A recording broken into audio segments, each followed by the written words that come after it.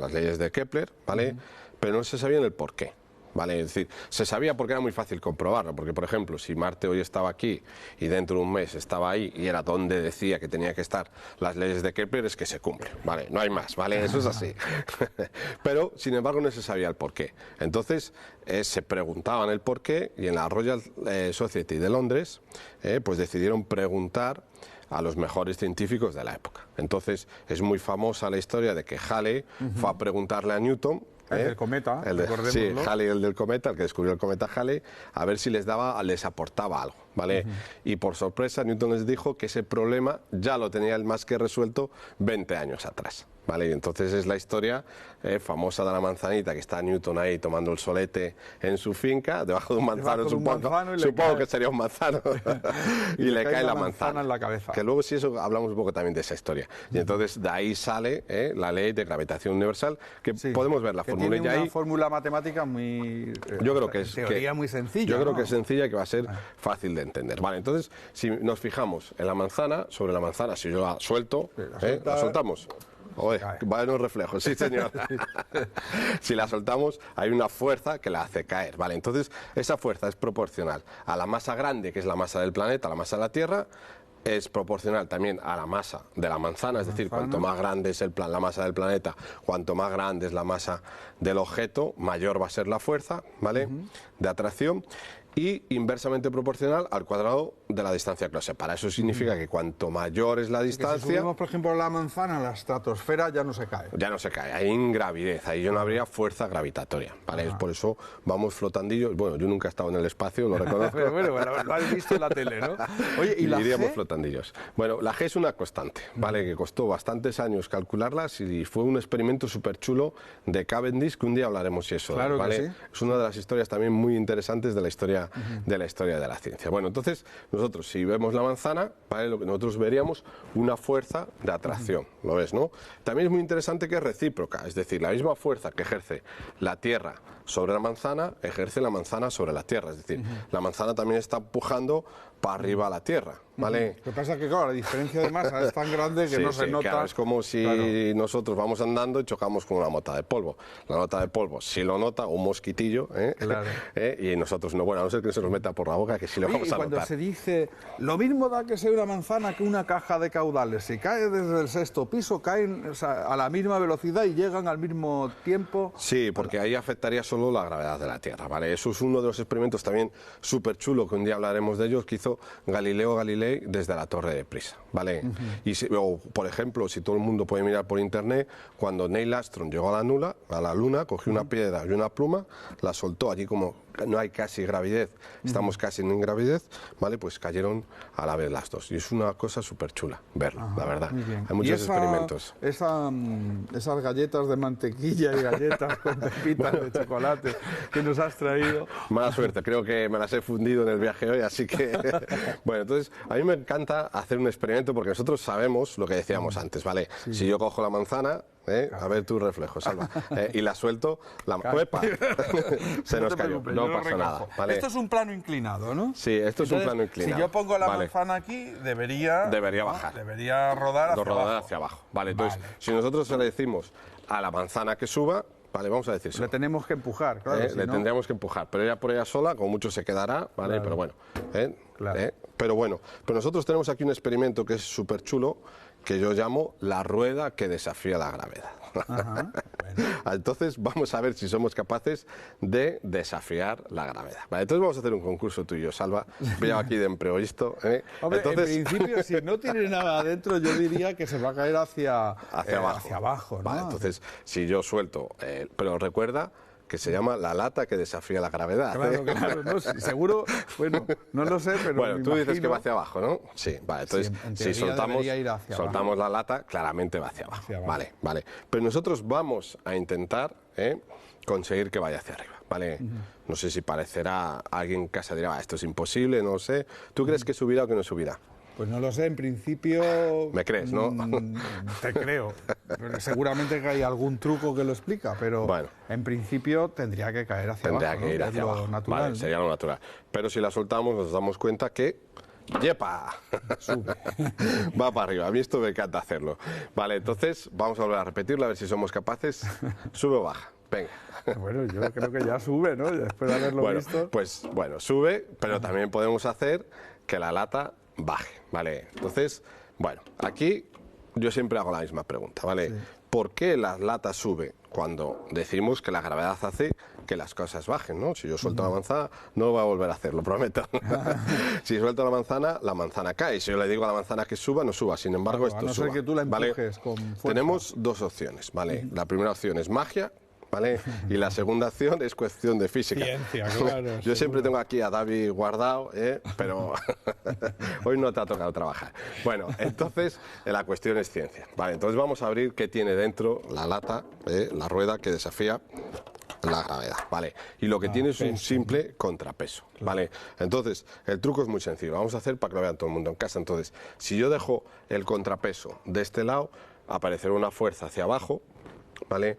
Que hará que la lata gire hacia la izquierda, claro. ¿Vale? Entonces bajará, claro. ¿Vale? Sin embargo, si nosotros ponemos el contrapeso, a ver, se me ha movido ahí, ¿vale?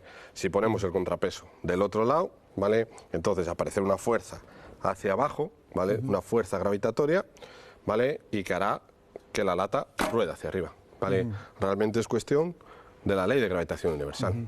Cuéntanos cómo se descubrió y todo eso, y, en fin, las aplicaciones que tiene, porque luego Einstein, digamos que renovó la... Sí, la renovó porque, por ejemplo, cuando se descubrió el planeta Urano, ¿vale? Entonces se vio que no cumplía la ley de gravitación universal. Entonces fue como un cisma en la ciencia. Y entonces, ¿por qué no se cumplía la ley de gravitación universal?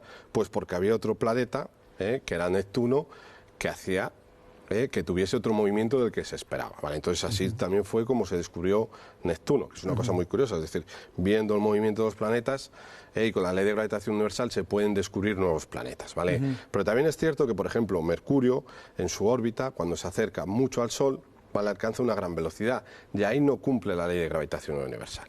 A principios del siglo XX llegó Einstein con su teoría de relatividad general y suplió ese problemilla que tenía, por eso traigo esta camiseta tan guay hoy, ¿vale? Claro. La ley de gravitación universal. Pero eso ya es para otro día. Explicaremos un poco. Sí, digamos que la ley de gravitación universal lo que demostró es que lo que ocurre en la Tierra ocurre también en el cielo, ¿no? Sí. Entre fue una comillas, revolución. El firmamento. Sí, fue una revolución en la época, porque en aquella época era como lo que había en la Tierra y lo que había afuera. Y se dieron cuenta que la misma ley que explica el movimiento de esta manzana es la misma ley que explica el movimiento de Marte o de la Tierra alrededor del Sol. Es decir, que el universo está regido, todo el universo está regido por las mismas leyes. Y fue una revolución porque antes, claro, nos creíamos como especiales, por así decirlo.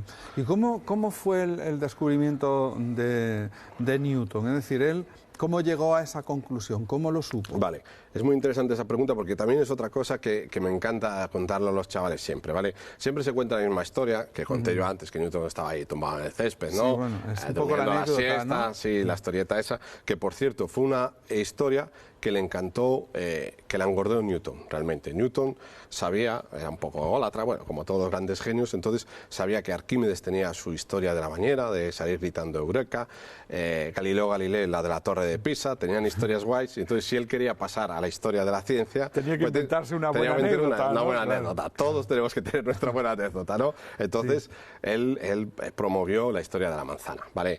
Que entonces se supone que un día sí le cayó la manzana encima y entonces a lo mejor le dio la idea, pero tardó, dicen que casi 3 años en desarrollar esta fórmula, ¿vale?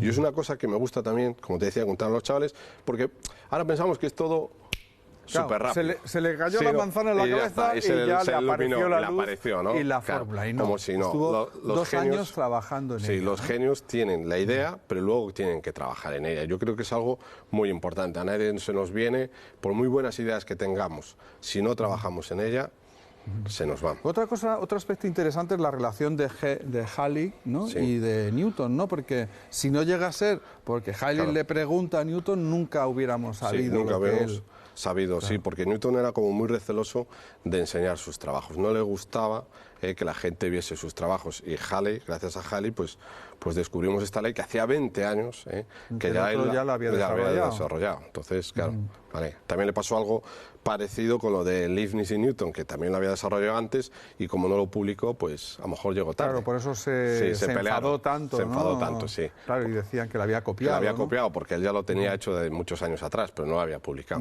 Muchas gracias, de verdad, Sergio. Gracias a ti. Hasta dentro de 15 días. Seguimos, vamos ahora con la colaboración semanal de la televisión educativa iberoamericana, NCI Educación.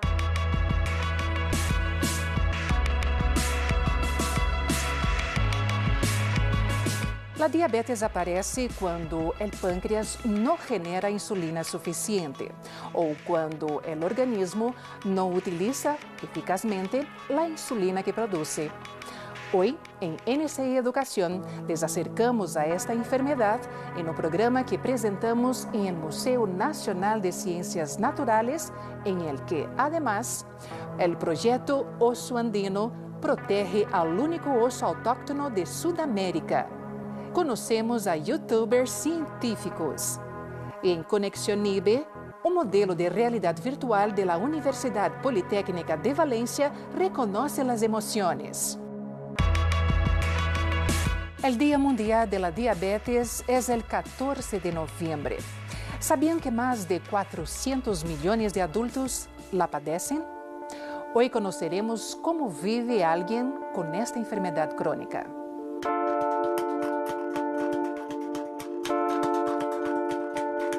Ese día a día es un día que realmente necesitas muchos controles. La primera causa de ceguera en España y en los países ricos es la diabetes. La primera causa de insuficiencia al riñón y de trasplantes al riñón es la diabetes. Accidentes cerebrovasculares, amputaciones, realmente es la cantidad de complicaciones que trae una diabetes mal controlada es algo increíble. Yo estoy utilizando los sistemas de monitoreo continuo de glucosa y el sistema Flash. En muchos sitios empiezan ya a subvencionarse por debajo de los 18 años. En Madrid todavía no ha llegado ni eso. Pago 120 € al mes por aplicarme 2 sensores que se cambian.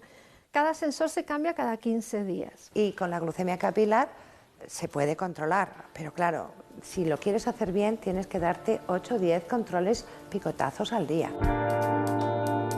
El otro día un padre hizo el cálculo de todos los pinchazos que su hijo de 10 años tiene que sufrir en un año. Entre los controles de glucemia en los dedos, más las inyecciones de insulina, se calculaban que eran unos 4.500 pinchazos anuales. Esto influye socialmente de una manera muy importante. Para ser policía te ponen unas trabas increíbles. Empleados que hicieron oposiciones para entrar en el metro de Madrid para un puesto administrativo y no los admitieron simplemente porque tienen diabetes. Justifican la diabetes pensando en 80 años atrás, cuando las hipoglucemias te dejaban descalificado en cualquier actividad. Esa persona puede tener complicaciones, sí, pero va a tener muchísimas menos que la persona que no conoce hasta el fondo su patología.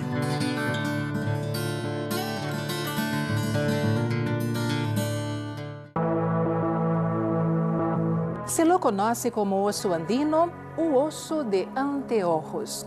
La destrucción y fragmentación de su hábitat y la caza furtiva lo han puesto en peligro de extinción. El proyecto Oso Andino investiga y protege a esta especie.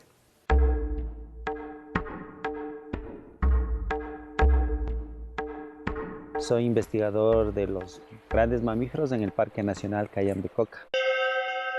Mi primer objetivo es que no haya animales viviendo en cautividad. Tenemos un proyecto de monitoreo e investigación de osos andinos. Solo conociéndolos podemos ayudarlos, ¿no es cierto? Nos falta muchísima información.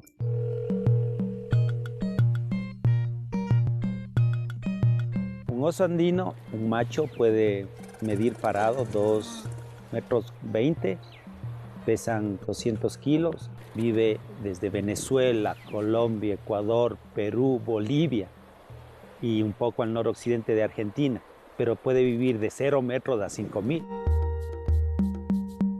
En esta área hemos contabilizado alrededor de 50 osos. Aquí en el páramo especialmente comen achupallas, una planta familia de las piñas.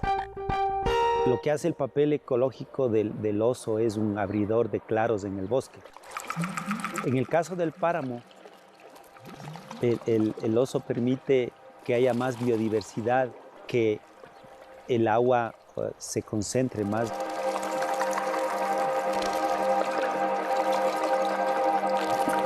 Se convierten en los jardineros o en los fertilizadores de los bosques y los páramos.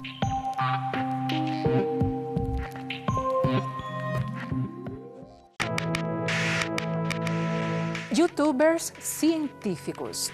São os apresentadores e criadores de PDI Ciência, um projeto de ciência inclusiva realizado com e para pessoas com alguma discapacidade intelectual.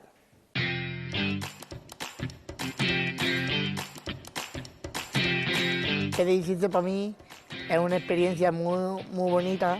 Contamos la ciencia con nuestras palabras. Aquí nos comemos la manzana de Newton abocada.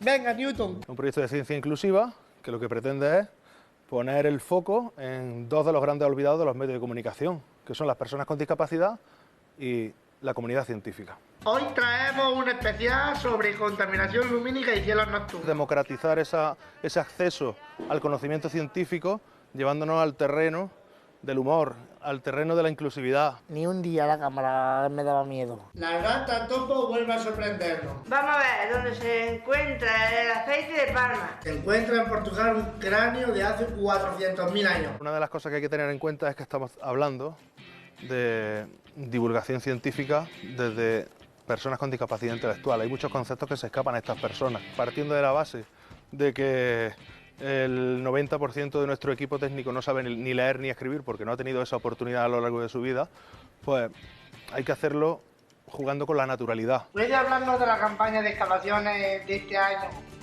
en los yacimientos de Atapuerca? Las palabras raras no sabía ni nada. Me tenía que poner Diego encima para que lo leyera un teleprompter. No sé si decir esto, pero lo voy a decir. Esta gente, en principio, para lo que está prevista, es para que estén ahí encerrados. Entonces, de repente tú te encuentras con un grupo de personas o con una persona que reconocen su trabajo, reconocen sus méritos, reconocen su esfuerzo. Si se les apoya de la manera correcta y con los apoyos suficientes, pueden desarrollar múltiples capacidades. Y eso no tiene nada que ver con que sean de una manera o de otra. Cuando yo entré a la residencia no sabía nada y entonces ahora yo me estoy dando cuenta que cada vez que voy a los programas me estoy dando cuenta que cada vez voy aprendiendo más cosas. Y por supuesto en el momento en el que tú enfrentas, entre comillas, a un científico que es Premio Príncipe de Asturias a la investigación de lo que sea, con una persona con discapacidad intelectual te das cuenta de lo normal que puede ser una conversación entre dos personas. Pedazo de entrevista que le hemos visto a este hombre. Vaya, pero bastante que lo hemos hecho. Habrá que celebrarlo.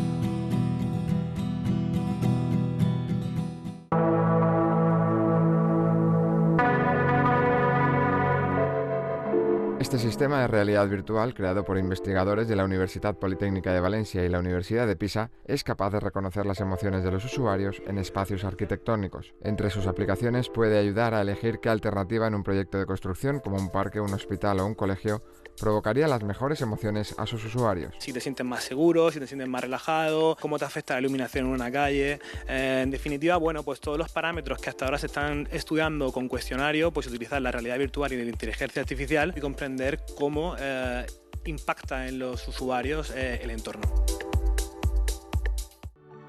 Con el objetivo de dar a conocer las diversas colecciones que alberga el Museo Central, surge Conexiones. Esta muestra ofrece obras peruanas de todos los tiempos. En el espacio dedicado a la mujer, resaltan pinturas, textiles y huacos que relataban el rol femenino en la sociedad a través del tiempo. Tienes una obra de arte contemporáneo al lado de una obra de arte tradicional y también nos damos cuenta de que los seres humanos somos seres humanos, hemos sido personas siempre con temas similares.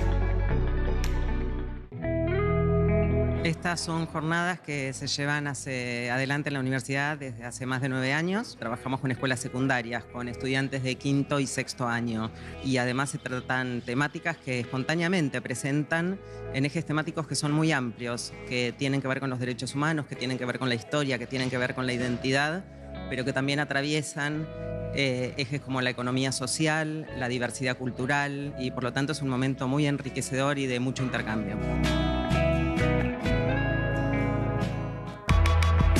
Y hasta aquí esta edición de NCI Educación, que despedimos con Photo Ark, el mayor catálogo fotográfico de especies en peligro de extinción. Disfruten y hasta la próxima.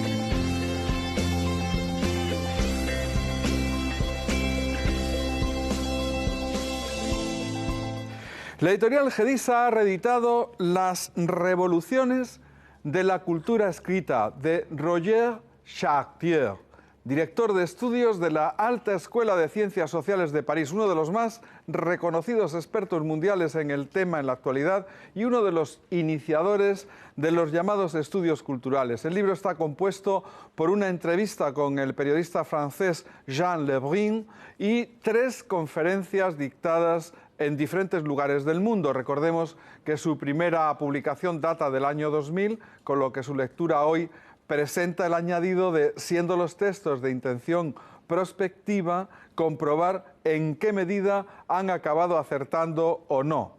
En cualquier caso, conserva todo su valor original en sus apreciaciones históricas sobre la cultura del libro, el mundo que el libro acabó creando y sus mutaciones anteriores. Y como esta edición, además, viene precedida por un prólogo escrito en la actualidad que renueva la perspectiva, su lectura resulta hoy como ayer muy iluminadora, porque nos ofrece ese triple ángulo: lo que pasó, lo que podría pasar y lo que hasta ahora efectivamente ha pasado con la lectura. Recuperamos, antes de despedirnos, un breve fragmento del trabajo que hicimos hace ya algún tiempo sobre el Hospital Rey Juan Carlos de Móstoles. Cuando termine el programa, en un par de minutos, lo colgaremos completo en la red.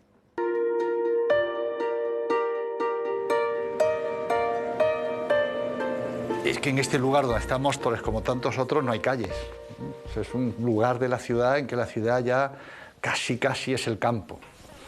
Y por lo tanto hay un gran referente que es la autopista, ese eje que tanto conecta pero que tanto divide también, ¿no? Que secciona el territorio en dos, ¿no? Hay que pasarlo por puentes. En un lugar, además, que es este de las entradas en las ciudades, a las grandes ciudades, donde hay polígonos industriales, donde es muy heterogéneo y normalmente poco atractivo, ¿no? Lo atravesamos sin fijarnos demasiado, simplemente tenemos una resonancia, estoy entrando en una ciudad, y los carteles indicadores dicen centro de la ciudad, que quieren decir lo bueno está allí. No mire esto, todo esto es muy malo. Yo quería evitar este mensaje del hospital de mal lugar, ¿eh? Esto que te dicen todos, qué bonito el hospital que he hecho en Móstoles y tal, espero no conocerlo nunca, ¿no? Con muchísima razón, claro.